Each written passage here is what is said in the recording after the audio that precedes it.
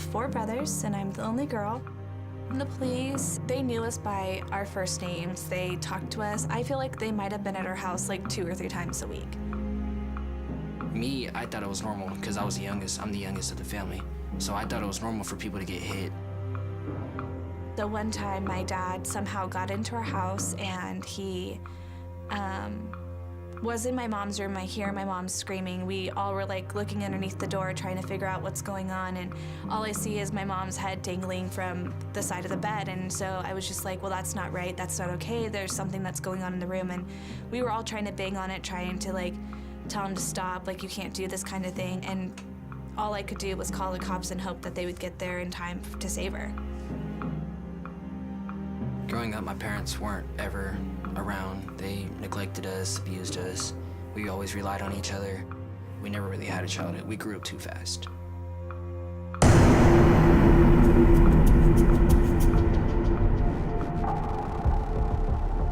Then we saw police in front of our house.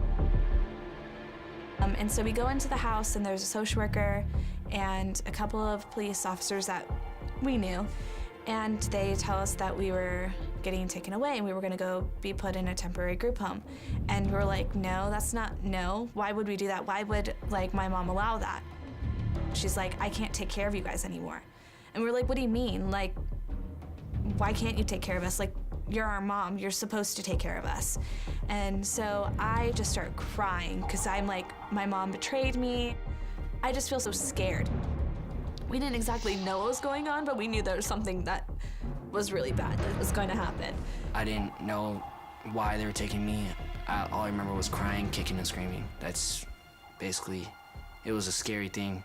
We ended up getting into the back of a police car and getting driven to this group home in the middle of nowhere. So me and Bryce sat outside just sitting there. Like, it got dark. They were like, are you guys gonna come in? We're like, no, we're going home. Like, my mom's gonna come pick us up any minute now. She's not gonna let this happen to us. So Bryce was probably about 6, Bo was 7, Candace was 9, Bronson was 10, and Brandon was 11. And they've been in the system ever since. When they first entered the foster care system, the 3 youngest were in a group home, but there were probably 50 kids living in the same group home. And there were little houses, and each house had 8 children, and the children weren't even allowed to sleep in the same building. They all had to sleep in separate buildings. And so I told them, like, one thing I wanted to do was every night I wanted to go to my brother's cottages and tuck them in and tell them goodnight. Only because, like, for me, like, I would have wanted somebody to do that for me. And so I was like, I'm gonna do that for them. Well, she, because of her good behavior at night, would go first to Bryce's house where he lived, and then as he cried himself to sleep, she'd pat his back and tell him it would be okay. And then when he went to sleep, she'd go to Bo's room and she'd sit with him until he went to sleep. And then she'd go back to her room and she'd cry herself to sleep. We were never really told, I love you, I care about you, I want to hug you. And so I felt like that was my responsibility. And so I kind of became mother hen to my little brothers. And then they kind of got separated, because this is what usually happens when children enter foster care. A lot of times based on your age, you're placed in a group home setting, you know, kind of in line with, you know, teenagers in one group home, younger children in another. We were all going to be separated into different group homes, different places around the county. We never thought that that could happen to our family. Within the last 8 years, I've been to at least 9 group homes and foster homes. I lived in 3 group homes and 4 foster homes. And this was in the span of 7 years. As soon as we went into foster care, I felt that we needed each other that much more. And when Genevieve, of course, came in, and she just changed it all for us. So I was sitting at home one day, flicking through the channels, and there was one of those kind of public service announcements. Hey, Voices for Children, be an important part of a child's life. And I thought, oh, that doesn't sound so hard. That sounds like something I like. I love children. So I went to the meeting, and this CASA talked about what a difference she made in the lives of these children. And I thought, okay, this is it. I'm gonna volunteer, and I'm gonna be a CASA for Voices for Children. When I first met Genevieve, God, she was crazy.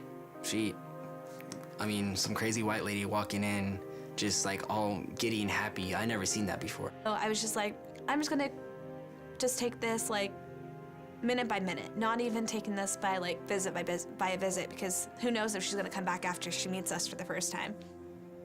Well, Genevieve, she's so determined. Even with us being rude, she came back. And that's what changed. That's what told us she was here to stay. A CASA is a court-appointed special advocate, and really what it means is someone sworn in to represent the children, and not just to represent the children in court, which is so important, and we write court reports that take into account all the meetings that we have on behalf of the children. So as a court-appointed special advocate, I have the right to talk to their teachers. I also get to talk to their therapist, anyone involved in their lives. Whenever I see a CASA report in the file, when I see that wonderful gray paper, I know already that my decision is going to be well informed. CASAs tell the court what it is that we need in order to help the child feel happy, to feel stable. And then one of the things I really love about Voices for Children is their extensive, thorough, wonderful training program. I would go in the evenings after work, and I would sit with other adults like myself who were completely unaware of what was happening in foster care. But Voices for Children holds your hand through all the training. What's really nice about being a CASA is, unlike a social worker who might have 50 children on her caseload that she has to meet with at least once a month, maybe spend an hour, they have a lot on their hands. They can't spend the undivided attention that someone like a CASA can. I know my CASA kids. I know the case kids. I understand what's important to them. Even she made it possible for the social workers and the group homes to make it that they had to, every Sunday, bring us all together. Genevieve was a key component of why our family is so close. She would drive all the way down to Escondido or wherever, how far we were, and then get my brothers. That's a lot of driving. So when she did that, it made us trust her even more. She's taken us ice skating. She was able to get approval from the group home for the kids on my birthday, because I wanted to go ice skating, but I wanted my brothers. But she was able to make that happen. CASAs for some kids are the first adult who's ever really cared about that child as a person. It's the first adult who ever really thought they were smart or funny or pretty or cute. It's the first adult who was able to put the child's needs first. For Genevieve to be a part of my education was the most important thing that this lady could ever possibly do, besides getting my brothers and I together. I just finished my second year at UC Davis, and I don't think that I would have been able to do it without Genevieve's push. Every single one of the children I've worked with not only has graduated from high school, but now 4 of the 5 Kaimaloa children are off at college, and the next one is well on his way. The colleges that I wish to attend are University of Hawaii Manoa, or go to school with my brother at University of Hawaii Hilo.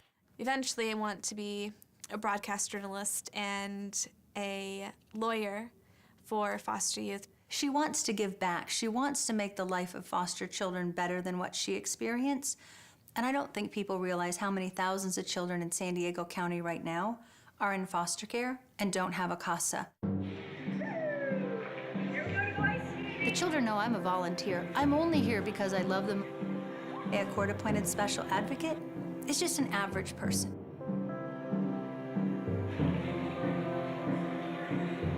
She changed my life.